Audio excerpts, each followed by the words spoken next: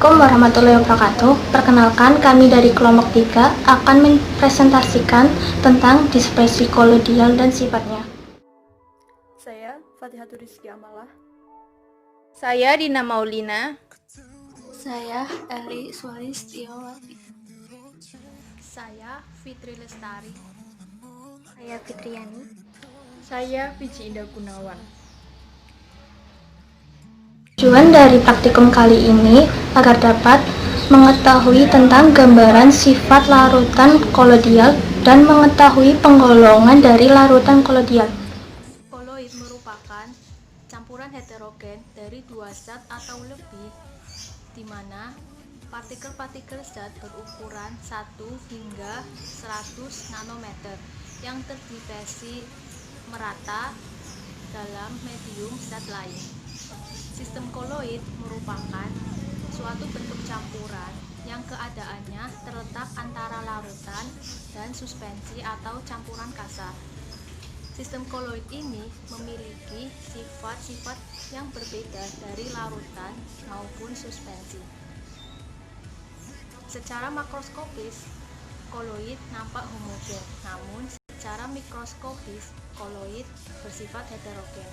Berdasarkan perbedaan ukuran zat yang didispersikan, sistem dispersi terbagi atas 3. Yang pertama, dispersi kasar atau suspensi adalah partikel-partikel zat yang didispersikan lebih besar dari 100 ml.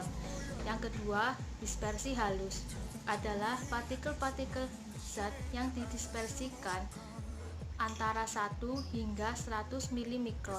Yang ketiga, dispersi molekular atau larutan sejati adalah partikel-partikel zat yang didispersikan lebih kecil daripada 100 ml. Sifat-sifat koloid diantaranya efek tinggal, absorpsi, gerak Brown, dan koagulasi. Efek tinggal merupakan penghamburan cahaya oleh larutan koloid, di mana peristiwa jalannya sinar dalam larutan koloid dapat terlihat karena partikel koloid dapat menghamburkan sinar ke segala sisi. Efek Tyndall ditemukan oleh seorang ahli fisika Inggris, yaitu John Tyndall, pada tahun 1820 hingga 1893. Oleh karena itu disebut efek Tyndall.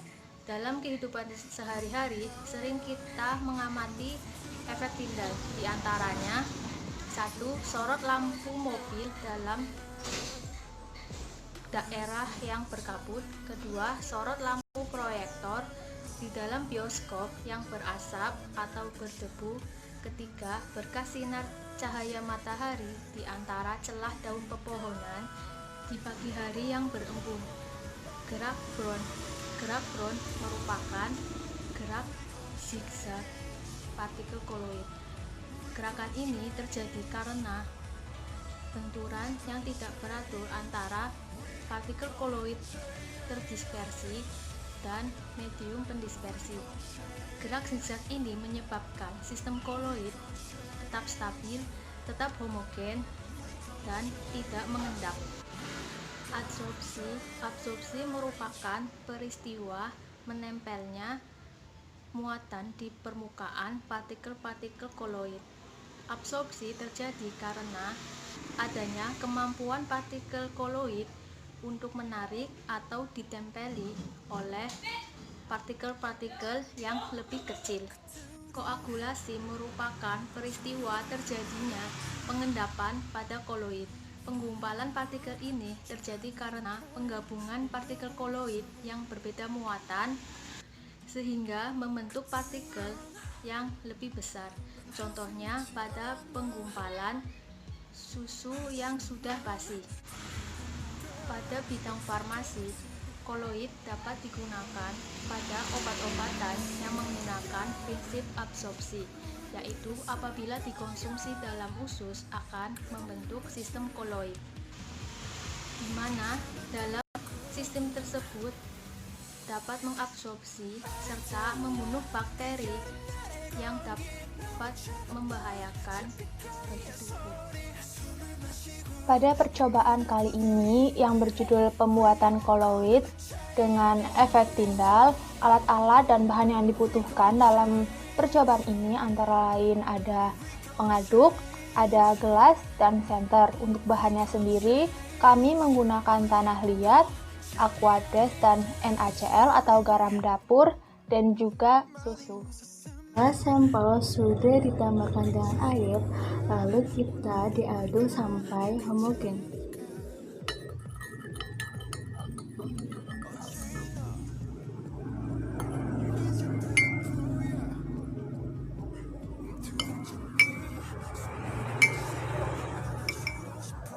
Lalu kita akan membuktikan efek Tyndall pada air garam dengan mengarahkan senter pada gelas yang berisi air garam.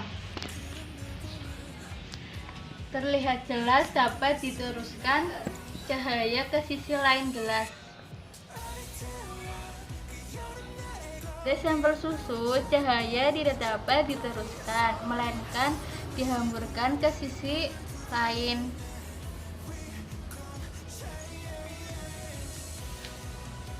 Pada sampel ketiga yaitu tanah liat, cahaya dari senter tidak dapat dilewatkan dari sisi gelas. Ini merupakan ciri dari suspensi.